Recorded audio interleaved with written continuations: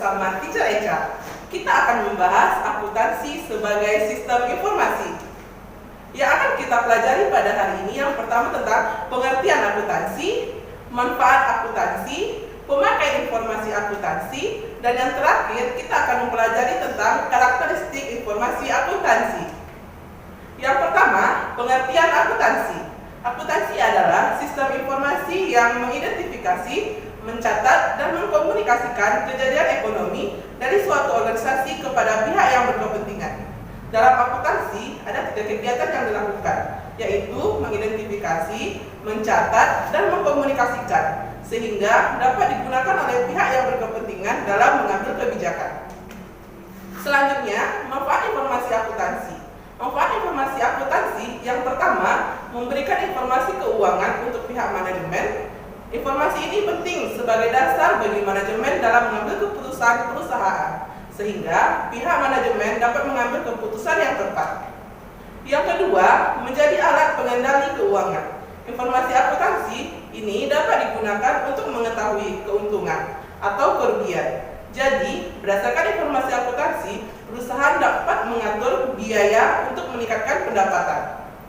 Dan yang ketiga, menjadi bahan evaluasi perusahaan. Informasi akuntansi dapat menjadi bahan evaluasi perusahaan baik dari segi pemasaran, pengeluaran, maupun pemasukan.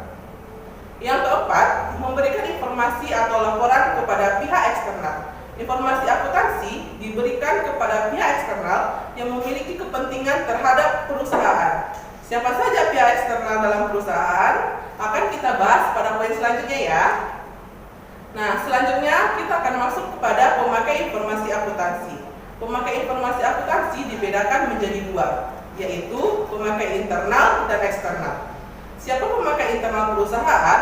Pemakai internal perusahaan adalah pihak yang melakukan perencanaan, pengorganisasian, pengarahan, dan pengendalian perusahaan, seperti manajer perusahaan, kepala bagian, dan direktur. Selanjutnya, pemakai eksternal. Pada bagian sebelumnya sudah kita singgung tentang pemakai eksternal. Pemakai eksternal pertama yaitu kreditur.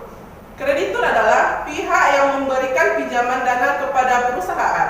Informasi akuntansi digunakan oleh kreditur untuk menilai apakah perusahaan mampu membayar pinjaman beserta bunganya. Yang kedua adalah pemerintah. Kegunaan informasi akuntansi bagi pemerintah adalah untuk menentukan besar pajak sesuai dengan tarif yang berlaku. Yang ketiga, investor. Investor adalah pihak yang menanamkan uangnya dalam perusahaan dengan harapan dia akan memperoleh imbalan atas uang yang telah ditanamkan. Maka dari itu, investor membutuhkan informasi akuntansi untuk menilai kemampuan perusahaan dalam memberikan imbalan.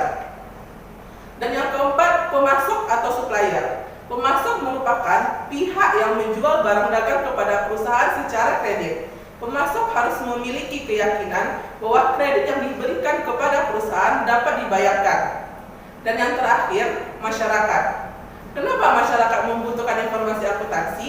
Informasi akuntansi dibutuhkan masyarakat untuk mengetahui kinerja perusahaan dan manfaat sosial dalam masyarakat, atau disebut juga dengan corporate social responsibility, terutama masyarakat yang tinggal di lingkungan sekitar perusahaan.